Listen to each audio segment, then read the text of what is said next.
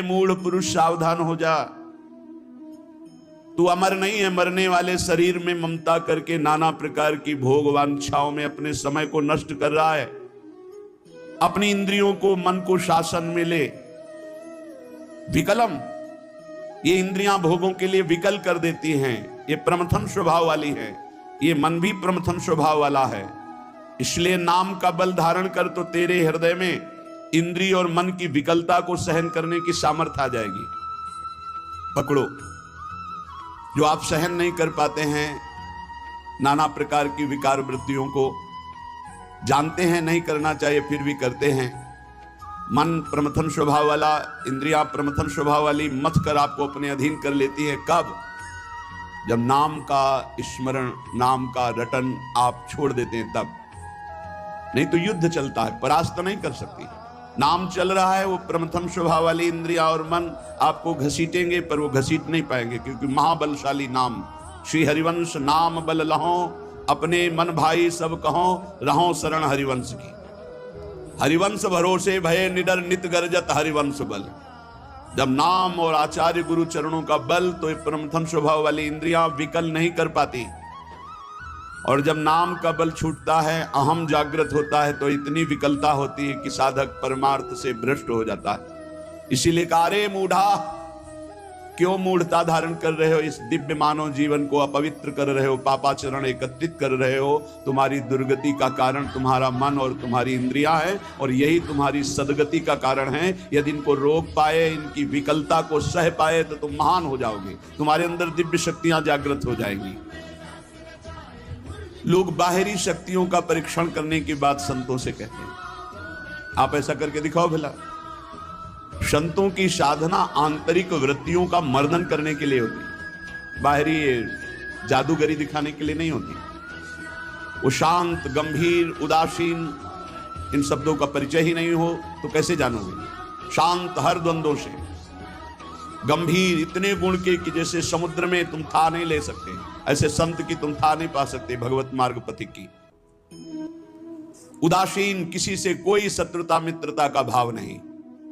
तब वो अपने इन विकलताओं को सहकर विकारों पर विजय प्राप्त करते हैं। इसलिए मूढ़ता का त्याग करो। मूढ़ता अहंकार है। अहंकार भी मूढ़ात्मा करता हमिति मन्यते, मैं करूंगा, मैंने ये किया, मैं ऐसा कर सकता हूं। इस अहंकार को छोड़ो, प्रियालाल की शरण में हो, खूब नाम जप करो। नाम जप के प्रभाव का ऐसा महामहिम प्रताप है कि ये विकार अंदर प्रवेश ही नहीं करते। जिसकी जिह्वा में रात दिन नाम चलता है, विकारों की गुंजाइश नहीं रहती। नाम पाहरू दिवस निश ध्यान तुम्हार कपाट, रात दिन नाम का पहरा है। भगवत ध्यान के द्वारा वो अपने साथ दरवाजों को बंद किए हुए, किसी भी दरवाजे से किसी भी विषय का प्रवेश की गुंजाइश नहीं। पहले तो पहरेदार बहुत जोर का है, रात दिन नाम जप, ध्यान तुम्हार कपाट। अपने इष्ट देव का ध्यान ही दरवाजा बंद कर लेना है। कोई विकार, गंदगी अंदर नहीं पहुंचा सकता। श्री प्रबोधानंद जी कह रहे हैं, निगूढ़ाम श्री वृंदावन भूमिमाम नयु भजत। वेदों से भी परे, जिसे वेद नेति नेति कहते हैं, वो प्रभु श्रीधाम वृंदावन में प्रियाजू के साथ अद्भुत रास विलास रस खेली करते हैं। वे आगम निगम पुराण गोचर सहज माधुरी रूप निधिम, ये निगूढ़ रस है। वृंदावन रस, प्रेम रस, ये बड़ा गूढ़ रस है। श्रीधाम वृंदावन यदि आपको आने का अवसर मिला, श्री जी ने कृपा करी, बहुत सावधान रहो, कोई त्रुटि न हो, तो एक बार आना ही आपका आने जाने मिटाने का बहुत बड़ा बल मिल गया। एक बार आप वृंदावन आ गए, सत्संग सुने, बिहारी जी से आंख मिला ली, नाम जप किए, यही आपकी दुर्गति को रोकने के लिए समर्थ हो जाएगा। पर यहां आकर के कोई अपराध न करे, वैष्णव अपराध न करे, कोई सांसारिक कुचेष्टाएं यहां न करे, बहुत सावधान रहे। ये परम पावन महामहिम श्री प्रिया प्रीतम का महल है, निगूढ़ रस प्रदान करने वाला वृंदावन है। पदौ यत्रा व्यग्र उपरत वदनम नाम अभिरतम। जब वृंदावन आओ तो तुम्हारे पैर ठीक हो तो परिक्रमा जरूर लगाओ। भक्ति के 64 अंगों में प्रदक्षिणा बहुत बड़ा अंग है। कैसे परिक्रमा लगाई जाती है? अपने आराध्य देव धाम को या गिरिराज जी महाराज या बरसाना, जहां भी परिक्रमा लगा रहे हो, दाहिनी तरफ लघु शंका नहीं, शौच त्याग नहीं, थूकना नहीं, बहुत सावधानी पूर्वक चलो।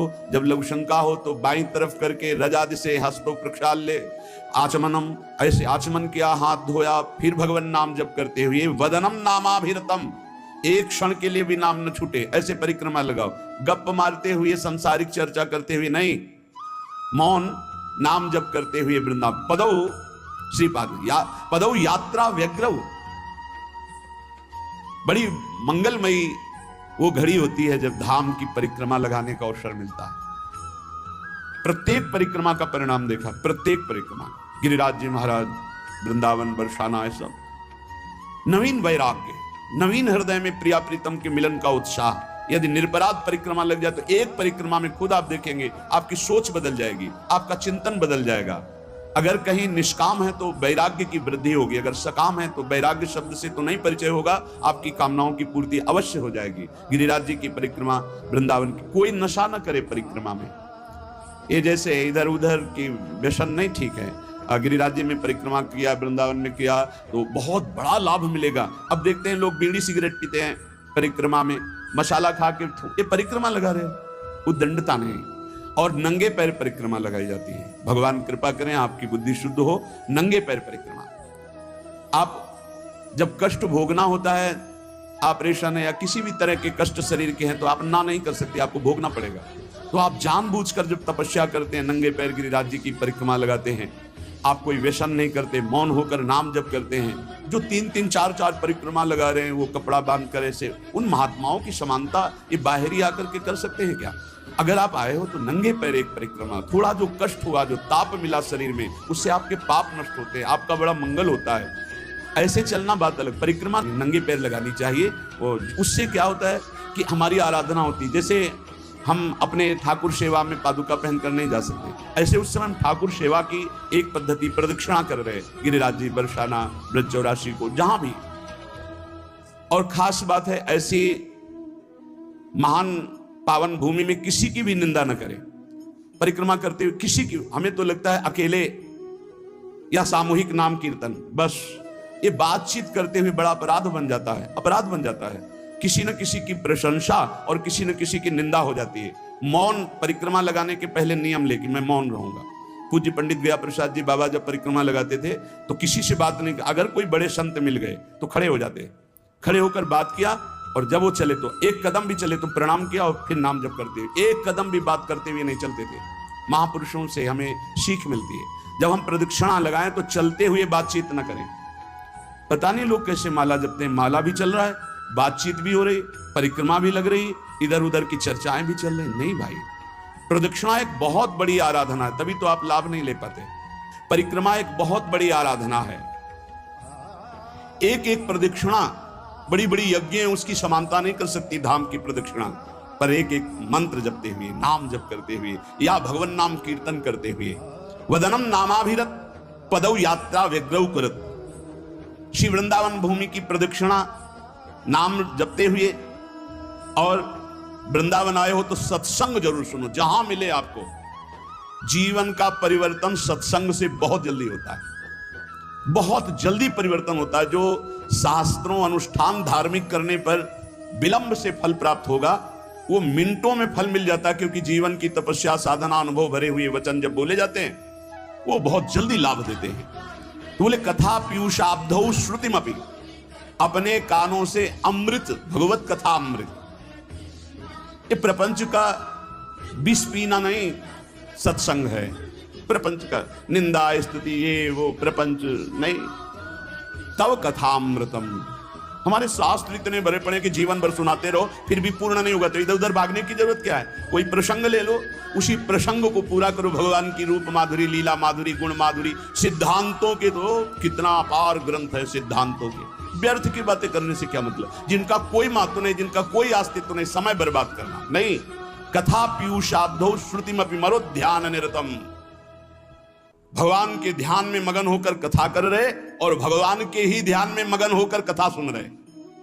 88,000 ऋषियों के मुखिया शौनक जी महाराज सूत जी महाराज से कहते हैं, भगवान हम सब ऋषि यज्ञ करते करते जटाएं धुएं से धूमिल हो गई, पर वो आनंद नहीं मिला जो आपके श्रीमुख से भगवान श्री हरि की पावन कथा अमृत श्रवण करने से हमें अभी वर्तमान में आनंद मिल रहा है। आप हमें कथा सुनाओ। कथा पीयूषाब्धौ श्रुतिमपि, शास्त्रों से युक्त कथा कानों से सुननी, मनमानी नहीं, इधर उधर की नहीं। समस्या यह होती है कि जब हमारा चित्त प्रभु में नहीं लगा होता तो ज्यादा देर प्रभु में टिक ही नहीं सकता। कोई किसी को पहचानना हो उसको बोलने दीजिए, चुप रहिए। प्रारंभ नोट कीजिए, मध्य नोट कीजिए और अंतिम नोट कीजिए। जिसका प्रारंभ मध्य और अंतिम जो निकले वो वही है। प्रारंभ से भगवत चर्चा, मध्य में भगवत चर्चा और विश्राम भगवत चर्चा, वो महाभागवत है। जिसका प्रारंभ भले हो भगवत चर्चा से माना, लेकिन घसीट गया बीच में भारी प्रपंच और विश्राम प्रपंच, वो स्थिति नहीं है भगवत चर्चा में स्थित। जिसका आदि मध्य अवसान प्रभु श्री हरि में ही है, प्रभु में ही है। मनोध्यानम निरतम, भगवत ध्यान, कितना आनंद भगवान की गुण महिमा, लीला महिमा, रूप महिमा, मेरे प्रभु हैं। पुलक पुलक कर चर्चा करना, पुलकित होकर चर्चा सुनना, महान अपवित्रताओं को एक सत्संग नष्ट कर सकता है, एक सत्संग। इसीलिए सत्संग की समानता किसी से नहीं की गई। व्रतांश यज्ञ छंदांश तीर्था नियमा यमा यथा वरुंधेत सत्संगा सर्वसंगो पहो हिमाम। समस्त संगों का त्याग कराकर भगवत आसक्ति प्रकट करने की जो सामर्थ्य संत संग में, वो किसी साधना में नहीं। अरे शीघ्रम शीघ्रम सुतधन कलत्रादि ममता, प्रताने कालोयम नहीं बपुरिदम मृत्युनुगतम। समस्ता लभ्यानाम परमिदम अलभ्यम स्वकृपया, भूय व्यक्तम वृंदा विपिन मधि वाति हठतः। अरे भाग जा, भाग जा, इस संसार के राग से भाग जा, सीधा वृंदावन की प्रिया प्रीतम की शरण ले ले। नहीं, ये राग पीस डालेगा। ये जो राग है ये द्वेष प्रकट करेगा। राग और द्वेष ये दो पलड़े ऐसे हैं, बड़े बड़ों को पीस देते हैं। चलती चक्की देख के दिया कबीरा रोए, दो पाटन के बीच में साबित बचा न कोई। राग द्वेष मान अपमान, लाभ हानि, जय पराजय, सुख दुख, जन्म मृत्यु पीस रहे चराचर जगत को। भाग, वो जो चक्की जहां से चल रही उसके सहारे पे पहुंच जा। मामे वे प्रपद्यंते माया में ताम तरंते। चलती चक्की देख के दिया कमाल ठठाए, रहा सहारे कील के तो बाल न बाका जाए। कील कौन है?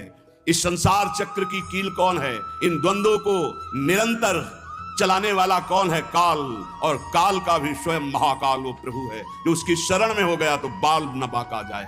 सीम की चाप सकै को तासु, बड़ रखवार रमापति जासु। इसलिए कह रहे हैं अरे शीघ्रम शीघ्रम, भाग भाग संसार के राग से भाग।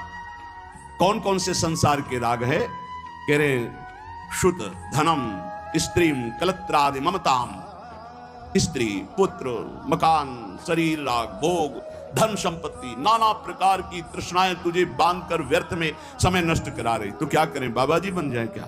नहीं, यहां ऐसा नहीं कह रहे। क्या करें? अंतर से राग रहित होकर, जैसे जल में ही कमल का फूल उत्पन्न होता है लेकिन निर्लेप रहता है, ऐसे तू सारे परिवार को नाथ सकल संपदा तुम्हारी और मैं सेवक समेत सुत नारी। क्या चला जाएगा तुम्हारा? तुम परम भागवत होकर भगवत प्राप्त हो जाओगे। केवल भावना बदलनी है। नाथ सकल संपदा तुम्हारी, मैं सेवक समेत सुत नारी। अरे शीघ्रम शीघ्रम, जल्दी कर, पता नहीं काल का ठिकाना नहीं। प्रताने कालोयम नहीं वपुरिदम मृत्युनु गतम। किस क्षण तुम मर जाए कोई भरोसा नहीं, पक्का। किस क्षण मर जाए कोई भरोसा नहीं। ये शरीर मृत्यु के अनुगत है, कभी भी मृत्यु ढंगा सकती है। तो ये शरीर पुत्र मकान सब यही रह जाएगा। धन की तृष्णा ये बहुत बुरी होती है। कोई बिरला ऐसा है जो अपने ज्ञान विज्ञान का प्रयोग करके परमात्मानंद का अनुभव करे। नहीं, सारा का सारा खेल बहुत बहुत पूर्वज जो हमारे ब्रह्म ऋषि हुए उनमें जो महिमा देखी गई, राजान्न का त्याग, राज वैभव का आंतरिक त्याग, अगर उनमें कहीं देखा गया हमारे इष्ट में और इष्ट के प्रेमी महात्माओं में, तो देखो विदुरानी के छिलकों में जो स्वाद आया, सरकार को छोड़ करके आ रहे दुर्योधन के यहां 56 प्रकार के भोग और क्या क्या व्यवस्था थी।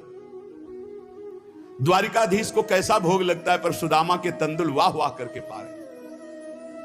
चक्रवर्ती सम्राट महाराज दशरथ के लाडले अनंत ब्रह्मांडों के स्वामी भगवान श्री राम मैया सबरी के जब बेर पा रहे हैं दिए हुए, बेर कोई अंगूर थोड़ी है, लेकिन सराह सराह के पा रहे हैं। जरा देखो हमारे इष्ट की तरफ, तो इष्ट के दास कैसे होंगे? इष्ट के दास कैसे होंगे? जैसे इष्ट को दीन प्यारे वेद पुकारे, ऐसे ही दैन्यता प्रिय है।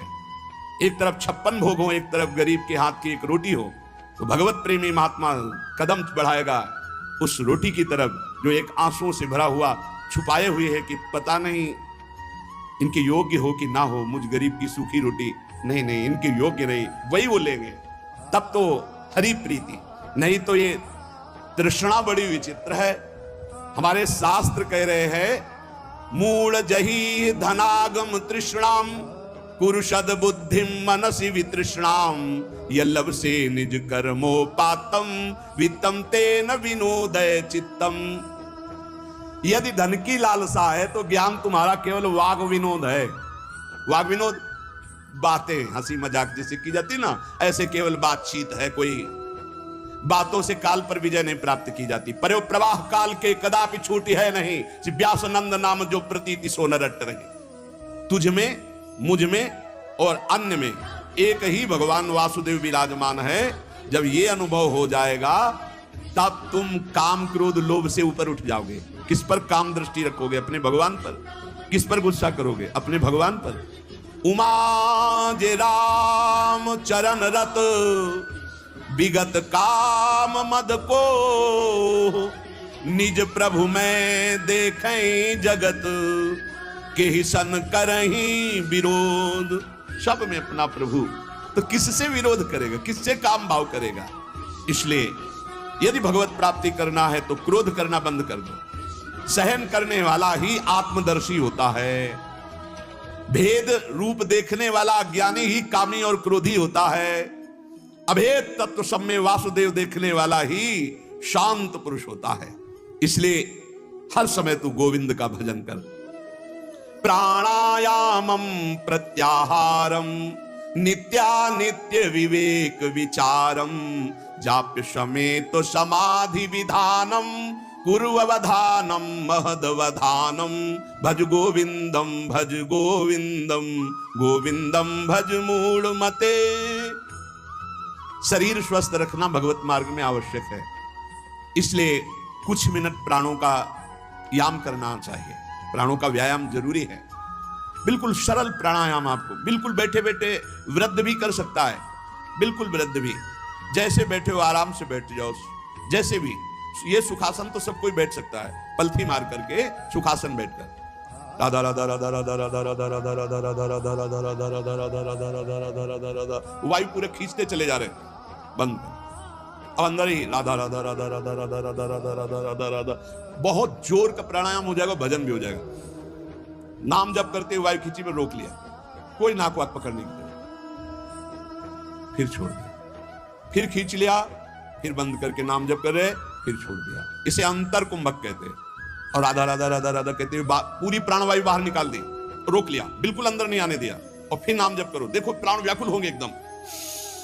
फिर जोर से खींचा, छोड़ दिया, फिर रोक लिया, फिर नाम जप कर रहे, फिर खींच लिया। इसे वायु कुंभक कहते हैं। वायु कुंभक, आंतरिक कुंभक। ये बिल्कुल सरल है। इनसे प्राणवायु का खूब भजन होता है। अधिक से अधिक नाम जप करते हुए खींच लिया, रोक लिया, फिर नाम जप कर रहे, फिर छोड़ रहे, नाम जप करते हुए फिर खींच लिया, फिर रोक लिया, फिर छोड़ रहे। ऐसे छोड़ दिया, एकदम वायु निकाल दी, फिर रोक लिया, फिर खींच लिया, फिर छोड़ दिया। बाह्य और आंतरिक कुंभक आराम से बैठे बैठे, और 5-7 बार ऐसे जोर से दोनों नाक से खींचा, बिना रोके छोड़ दिया। इसे आप देखेंगे एकदम दिमाग शांत। ये ब्लड प्रेशर पर भी बहुत असर करता है, ब्लड प्रेशर को सम लाता है। बिल्कुल सहज है। हमारा शास्त्र आज्ञा करता है शरीर स्वस्थ रखने के लिए कुछ मिनट प्राणायाम अत्यंत आवश्यक है। खुली वायु में, छत आदि में बैठ करके ऐसे शांत भाव से थोड़ी देर प्राणायाम। और फिर कह रहे प्रत्याहार, इंद्रियों का निर्विषय करना। अब शास्त्रीय पद्धति में तो चतुर्मास में लागू हो रहा है, आगे से भी चतुर्मास कल से लागू हो गया। कल एकादशी थी, आज एकादशी, आज या कल ही थी, कल थी, एक लागू हो गया। अब जो वीतराग परमहंस सन्यासी जन, वो 4 महीने एक ही जगह रहते, चातुर्मास। और इसमें व्रत होता है एक बार आहार 24 घंटे में, क्योंकि इसमें ऐसा माना जाता है कि चतुर्मास में जो पाचन तंत्र है वो कमजोर होते हैं। पाचन तंत्र कमजोर होते हैं, इसलिए एक बार भोजन प्रसाद पाने के लिए ऋषियों ने पद्धति रखी। बहुत बढ़िया स्वस्थ शरीर रहेगा। तो एक बार क्या, चिड़ियाओं के जैसे चुगती हैं ऐसे कई कई बार चुगते रहते हैं लोग।